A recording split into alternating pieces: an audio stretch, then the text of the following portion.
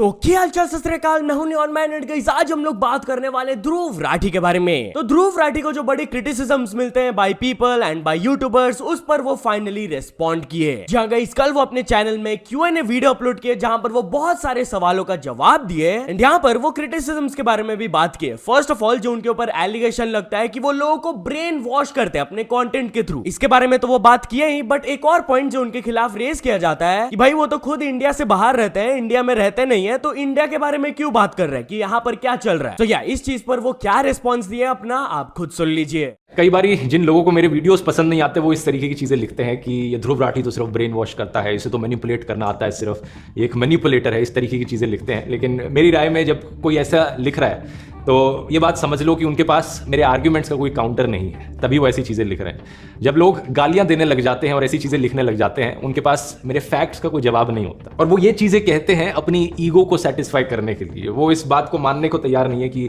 उनकी राय गलत थी इस टॉपिक पर। कई लोग पूछते हैं कि भाई अगर तू इंडिया में रहता नहीं है तो इंडिया के बारे में वीडियोस क्यों बनाता है। ये एक बड़ा ही स्टूपिड सवाल लगता है मुझे।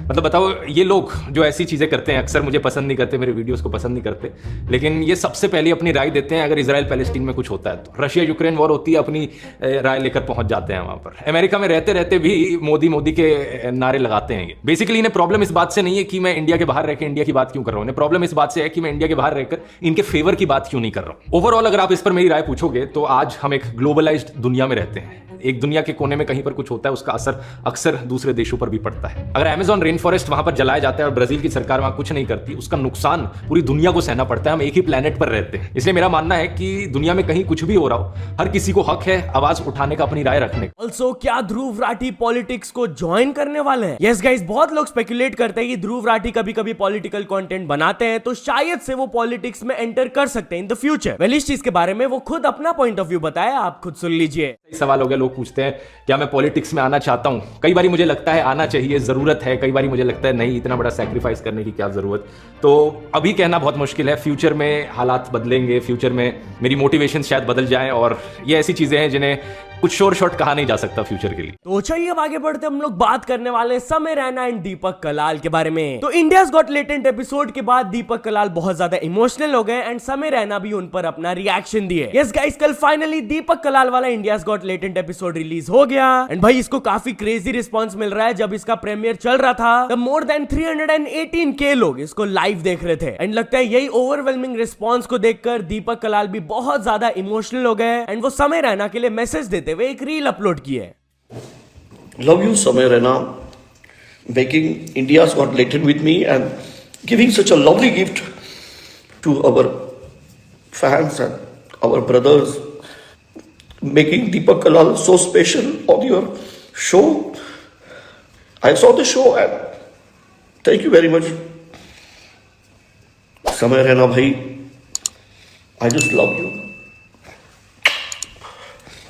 ये वीडियो देखने के बाद समय रैना भी नीचे कमेंट करके बोले, sir please take care of yourself. I know अंदर ही आप एक बहुत अच्छे पर्सन हो, चाहे आप सोशल मीडिया में कंटेंट के लिए जो भी अपलोड करते हो, एंड मेरे को ये भी पता है कि आप बहुत ज्यादा विटी हो and you are in the wrong company playing to an audience जो कि आपके मेंटल एंड फिजिकल वेलबींग के बारे में केयर नहीं करते। सो आई होप आप स्ट्रेंथ फाइंड करके अपने मेंटल हेल्थ पर फोकस करोगे, क्योंकि अगर तो आप ये करोगे तब मिलियंस ऑफ लोग आपको सपोर्ट करेंगे। ऑफ कोर्स दीपक कलाल को ये कमेंट देखकर बहुत अच्छा लगा एंड वो नीचे रिस्पॉन्ड करके बोले लव यू भाई। एनीवेज चलिए अब आगे बढ़ते हम लोग बात करने वाले हैं आईपीएल 2025 से रिलेटेड ह्यूज न्यूज के बारे में। तो गाइस आईपीएल 2025 के लिए टीम्स ने कौन से प्लेयर्स को रिटेन किया है, चलिए मैं आप लोग को बता देता हूं। यस गाइस, कल फाइनली रिटेंशन लिस्ट बाहर आ गया एंड एक एक करके तो मैं रीड नहीं कर सकता हूं, बट स्क्रीन में सारे टीम्स का रिटेंशन लिस्ट आपके सामने है। जो भी आपका फेवरेट टीम है आप पॉज करके रीड कर सकते हो। एंड यहाँ आरसीबी की तरफ से ऑफ कोर्स विराट कोहली को रिटेन कर लिया गया, उनको 21 करोड़ दिया गया and he has become the highest paid Indian player during the IPL 2025 retentions. Not only this, Dhoni को भी रिटेन कर लिया गया by CSK, which means कि वो नेक्स्ट ईयर IPL खेलेंगे। एंड भाई बहुत सारे बड़े बड़े प्लेयर्स रिटेन नहीं भी हुए, वो ऑक्शन में जाने वाले। लिस्ट आप लोग के सामने है, जैसे कि Rishabh Pant, KL Rahul, winning captain KKR के श्रेयस अय्यर भी बाहर आ गए एंड और भी बाकी नेम्स आप पॉज करके रीड कर सकते हो। भाई next auctions will be huge. But yeah as I said, KL Rahul को भी रिलीज कर दिया गया उनके टीम LSG से। लेकिन क्या ये होने के बाद LSG के ओनर ने उनको थोड़ा पोक पोक कर दिया। आप लोगों को याद ही होगा इस साल जो आईपीएल हुआ था वहां पर संजीव गोयनका जो कि एलएसजी के ओनर है एंड एलएसजी के कैप्टन केएल राहुल का एक वीडियो वायरल गया था आफ्टर अ मैच जहां पर वो हार गए थे and openly owner publicly KL Rahul को डांट रहे थे and as speculated KL Rahul team से बाहर आ गए, बट उनके बाहर आने के बाद ओनर की तरफ से एक स्टेटमेंट आया,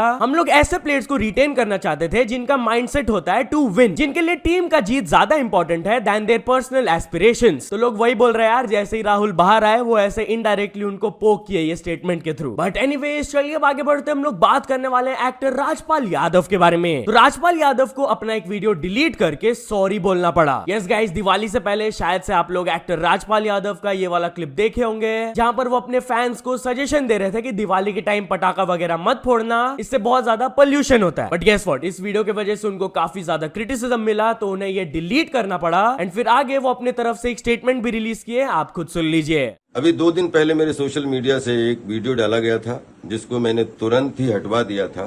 इस वीडियो से देश दुनिया में जिस किसी की भी भावना आहत हुई है तो मैं हृदय से क्षमा प्रार्थी हूँ और दीपावली की खूब अच्छे से खुशियां मनाएं और अच्छे से रहें, स्वस्थ रहें, व्यस्त रहें। जय हिंद, जय भारत। तो चलिए अब आगे बढ़ते हम लोग बात करने वाले सिंघम अगेन मूवी रिव्यू के बारे में। जहां guys finally Singham again movie release हो गया, तो चलिए कुछ यूट्यूबर्स का रिव्यू भी देख लेते हैं। फर्स्ट ऑफ ऑल योगी बोलता है कहे कि second half is a bit good but only because Simmba's comic element.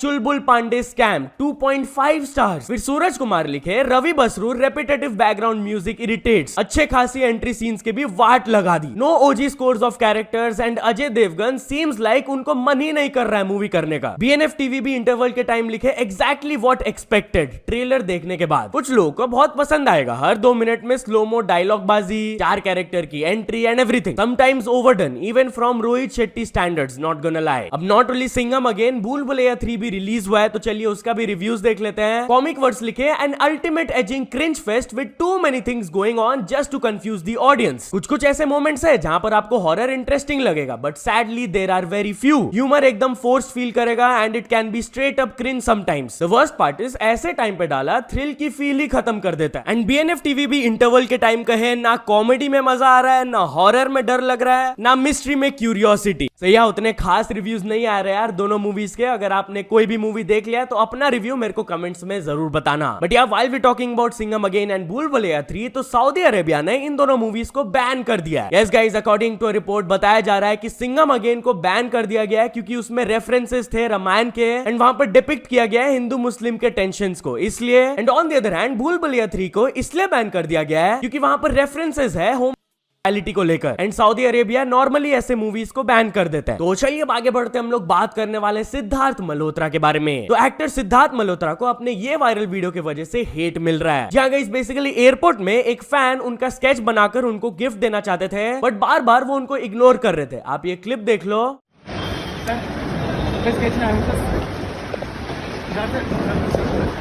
हाँ, इधर से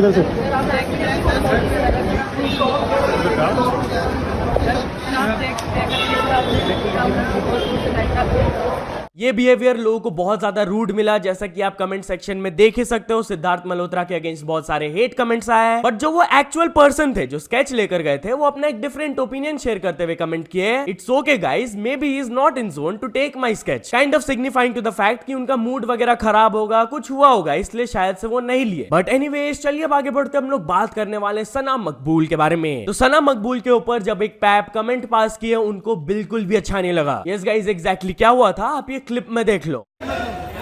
सना यहाँ पे सना जी मजा नहीं आ रहा, इधर देखो, इसको मजा चाहिए। सना जी दस सौ छी वैसे नहीं बोलते। सना जी मैंने कुछ नहीं बोला। 10 सौ छी। सना जी एक मिनट। दिवाली। तो चलिए अब आगे बढ़ते हम लोग बात करने वाले अरुण पवार के बारे में। तो क्या ऑटोमोबाइल यूट्यूबर अरुण पवार का इंस्टाग्राम अकाउंट को हटा दिया गया जस्ट बिकॉज वो एक कार ब्रांड को क्रिटिसाइज किए? यस गाइस, वो अपने चैनल में एक वीडियो पोस्ट करके बताया कि वो थार रॉक्स कार का एक प्रॉब्लम को लेकर एक रील अपलोड किए थे जिसमें 30, 40, 50 मिलियन व्यूज चल गया था। बट अचानक से फ्यू आवर्स लेटर उनका इंस्टाग्राम अकाउंट ही उड़ गया, सस्पेंड हो गया। आप खुद सुन लीजिए इसके बारे में वो बात करते हुए क्या कहे। Account all of a sudden एकदम without any notification, without any reason Insta ने यहाँ पे हटा दिया या फिर सस्पेंड कर दिया। मेरे को जो लगता है कि हुआ क्या है, पैसे का जो हो रहा है भाई, मतलब मास रिपोर्टिंग करवाई गई अकाउंट पे बहुत ज्यादा, क्योंकि ये आपको ना पेड वगैरह बहुत मिल जाता है। अगर आपकी जेब में वो है ना धन है तो आप ये इंस्टा क्या मीटा मेटा है, इनका मतलब कोई एक डिसिप्लिन, एक एथिक्स नहीं है। रियलिटी बताऊं, मास रिपोर्टिंग किसी ने करवाई है या फिर किसी महिंद्रा वालों ने करवाई है या किसी बाहर ने करवाई है, वो मुझे नहीं पता भाई। किसने एकदम से ये कराया कि ये अकाउंट हमें एट एनी कॉस्ट ब्लॉक चाहिए, सस्पेंड चाहिए, मेरे ख्याल से वही होगा भाई। तो चलिए अब आगे बढ़ते हम लोग बात करने वाले सेलिब्रिटी मेकिंग स्कैम के बारे में। तो गाइस पुणे से वाला स्टोरी आ रहा है कि एलिजेडली एक वुमेन टीनेजर से प्रॉमिस की थी कि अगर तुम मुझे लाखों रुपए दोगी तो मैं तुमको सेलिब्रिटी बना दूंगी। Yes guys, according to a complaint बताया जा रहा है कि एक वुमेन टीनेजर के पास गई थी एंड वो उनसे 3.22 lakhs worth of cash and gold का सामान ले ली थी विद द प्रॉमिस कि वो उनको सेलिब्रिटी बना देगी। अब ये टीनेजर की मदर कंप्लेंट फाइल कर दी, अभी तक कुछ अरेस्ट वगैरह नहीं हुआ है, इन्वेस्टिगेशन अभी चल ही रहा है। तो या तो चलिए अब कुछ अचीवमेंट्स के बारे में बात करते हैं। तो first of all mister Indian hacker shorts ने कंप्लीट कर चुके हैं 7 million subscribers and Sushman channel को मिल चुका उनका silver play button. So many congratulations to both of them. तो चलिए अब एक इंटरनेशनल स्टोरी के बारे में बात करते हैं। हम लोग बात करने वाले मिस्टर बीस्ट के बारे में। तो क्या मिस्टर बीस्ट को एक बड़े क्रिप्टो स्कैम में एक्सपोज कर दिया गया है? यस गाइस, एलिजेडली बताया जा रहा है कि mister beast crypto pump and dump trade से $20 मिलियन इन प्रॉफिट्स कमाए। If you don't know crypto pump and dump scams क्या होते हैं, बेसिकली एक पर्सन जिनके पास बहुत ज्यादा इन्फ्लुएंस होता है, फॉलोअर्स होता है, वो अपने ऑडियंस के सामने बोल देते हैं कि ये प्रोजेक्ट बढ़िया है, इसमें पैसे इन्वेस्ट कर दो। इन्वेस्टमेंट करने की वजह से वो प्रोजेक्ट का प्राइस बढ़ जाता है एंड वो इन्फ्लुएंसर जो प्रमोट किए वो उसको ऊपर प्राइस में बेच देते हैं, जिसके बाद वो उनके सारे फॉलोअर्स का लॉसेस हो जाता है जैसे ही प्राइस नीचे आ जाता है। तो इसी से रिलेटेड मिस्टर बीस्ट के ऊपर एक डिटेल्ड इन्वेस्टिगेटिव रिपोर्ट आया जहां पर वन ऑफ द एग्जांपल्स दिखाया गया कि 2021 में वो एक प्रोजेक्ट सुपर को प्रमोट किए थे, उसके बारे में इनडायरेक्टली रिप्लाई वगैरह करते थे, ट्वीट्स करते थे, जिसके बाद इसका प्राइस वगैरह बढ़ गया एंड एलिजेडली वो $11.4 मिलियन कमाए इसको बेचकर। और भी बहुत सारे इसमें एग्जांपल्स दिए गए हैं, पूरा डिटेल्ड रिपोर्ट आया, अगर आपको पढ़ना है तो लिंक मैंने डिस्क्रिप्शन में दे दिया है। तो या तो चलो दोस्तों आज की वीडियो के लिए बस इतना ही। अगर आपको ये वीडियो थोड़ा सा भी पसंद आया हो तो लाइक कर देना, चैनल को अभी तक सब्सक्राइब नहीं किया हो तो जल्दी से जल्दी सब्सक्राइब भी कर लेना। न्यूज सबमिशन का लिंक डिस्क्रिप्शन में, वहां से जाके आप कुछ न्यूज भेजोगे तो आपको क्रेडिट्स में मिल सकता है मेरे डिस्क्रिप्शन में। तो ऐसे सपोर्ट करते रहना, मिलते हैं नेक्स्ट वीडियो में, टिल देन बाय बाय।